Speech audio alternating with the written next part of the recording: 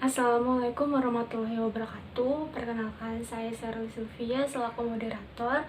Di sini kami akan mempresentasikan hasil kerja kelompok kami. Berikut hasil diskusi dan penjelasan materi. Menurut kelompok kami, saksi dalam perpajakan berpengaruh positif dalam meningkatkan kesadaran wajib pajak. Misalnya, para masyarakat kalangan atas yang mampu malah melalaikan pembayaran pajak. Karena keterlambatan tersebut, wajib pajak yang lalai akan diberikan saksi berupa denda dan sebagainya. Ketidakpatuhan dalam wajib pajak sangat mempengaruhi keadaan ekonomi negara. Karena pajak berfungsi untuk menyeimbangkan ekonomi negara yang berkaitan dengan pemasukan dan pengeluaran negara. Dan saksi tersebut dapat digunakan untuk memenuhi kebutuhan masyarakat. DDTC News. Jumlah wajib pajak (WP) yang terdaftar dalam sistem administrasi perpajakan terus meningkat tiap tahunnya. Berdasarkan informasi yang disampaikan pemerintah dalam Nota Keuangan beserta RAPBN 2020, jumlah WP pada 2019 tercatat sebanyak 42 juta. Jumlah tersebut naik dari tahun sebelumnya, sebanyak 38,7 juta. WP pada 2015, 2016, dan 2017, jumlah WP tercatat sebanyak 30 juta dan 36,0 juta.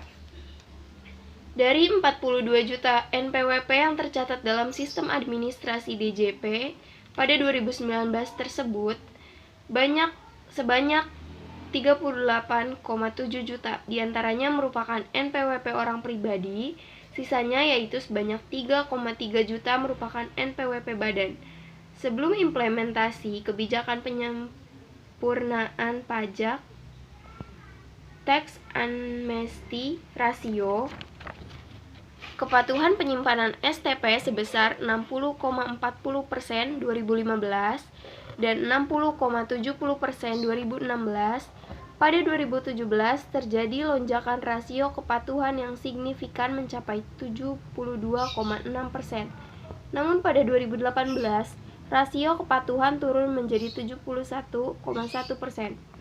Pada 7 bulan pertama 2019, menurut pemerintah, perkembangan rasio kepatuhan masih positif, yakni sebesar 67,4%. Pemerintah memproyeksi rasio kepatuhan itu dapat terjaga pada level 70% hingga akhir tahun. Menurut pemerintah, tingkat kepatuhan wajib pajak yang semakin keluar baik dari sisi jumlah WP terdaftar maupun rasio kepatuhan merupakan fondasi dalam upaya menciptakan sumber penerimaan yang berkelanjutan, sustainable tax revenue. Untuk yang terakhir, di sini saya akan menjelaskan mengenai bentuk-bentuk surat dalam perpajakan.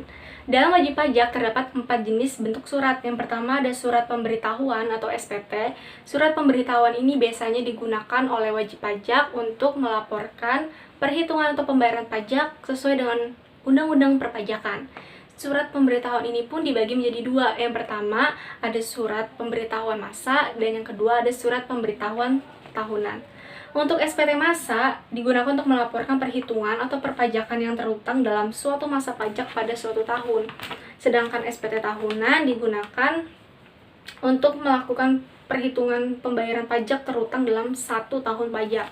Untuk yang bentuk yang kedua terdapat Surat Setoran Pajak atau SSP. Surat ini merupakan bukti pembayaran atau penyetoran pajak yang telah dilakukan dalam bentuk formulir yang ditujukan untuk Menteri Keuangan. Ada beberapa jenis surat setoran pajak. Yang pertama ada surat setoran pajak standar, yang kedua ada surat setoran pajak khusus, yang ketiga ada surat setoran pabean, cukai dan pajak dalam rangka impor, dan yang terakhir ada surat setoran cukai atas barang kena cukai dan PPN hasil tembakau buatan dalam negeri. Untuk bentuk yang ketiga terdapat surat ketetapan pajak atau SKP. Surat ini meliputi beberapa surat tambahan seperti surat ketetapan pajak kurang bayar, surat ketetapan pajak kurang bayar tambahan, surat ketetapan pajak lebih bayar, dan surat ketetapan pajak nihil. Untuk bentuk yang keempat terdapat surat tagihan pajak atau STP. Untuk pertanyaan, apakah dalam wajib pajak wajib menyampaikan semua bentuk surat ini, jawaban dari kelompok kami, ya wajib untuk melaporkan semua bentuk surat ini. Namun biasanya untuk surat yang terakhir, untuk surat tagihan pajak diterbitkan hanya dalam hal-hal tertentu saja, seperti misalnya keterlambatan dalam membayar pajak, atau pembayaran pajak yang tidak sesuai ketentuan, dan sebagainya. Biasanya surat ini diterbitkan untuk berisi sanksi administrasi berupa bunga atau denda. Sekian dari kelompok kami, mohon maaf apabila ada kekurangan dan salah-salah kata. Wassalamualaikum warahmatullahi wabarakatuh.